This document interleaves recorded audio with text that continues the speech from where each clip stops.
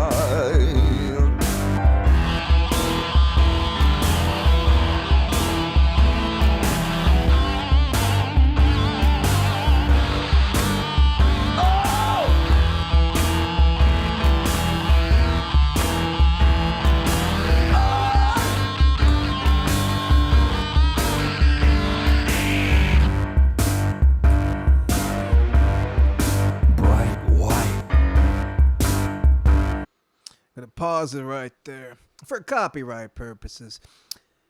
Peter Murphy's voice is a treasure. He's a national treasure. If you can't have Iggy Pop having Peter Murphy do the vocals for one of his songs is like the next best thing. Like, it sounds so good, and it sounds so like carefree and well, not carefree, that would imply happiness. It sounds effortless, like he's not even, it sounds like he's not even trying, but he's like oozing charisma. And it's funny watching Trent play piano, that old saloon kind of style, almost ragtime. So it's interesting because this is really like stripped down, but it's also like kind of fun. And you can tell Atticus is having a lot of fun too. Like his whole setup just seems really interesting with the drum patterns and the sort of throbbing bass. I'm assuming it's going through his laptop while he's just accenting everything on the keyboards that he has in front of him, the little MIDI setup. So yeah, that's really cool, and this has a nice kind of down tempo kind of beat to it. Just sounds really cool. And then Jeordie's just an animal. Like he's so great on the guitar. Trent says he says such nice things about Jeordie in his book, his little biography.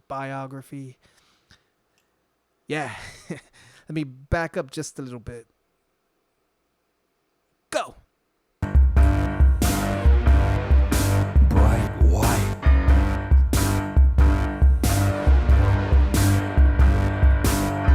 Nightclubbing, we're nightclubbing.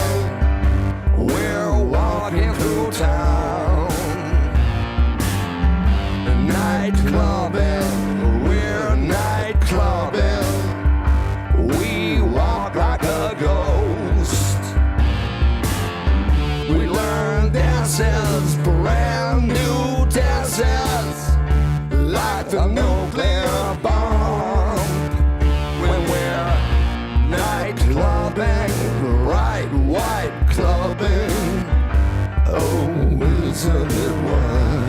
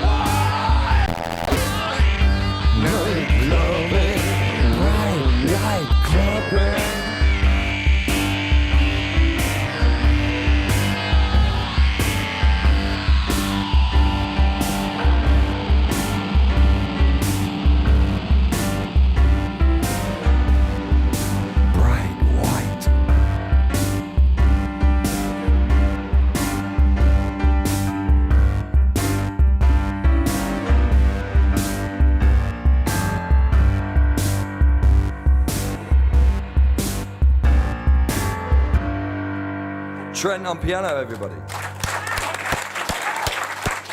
Thanks, everybody. Once again, Atticus Ross, Peter Murphy, Jeordie White, and myself. Thank you very much.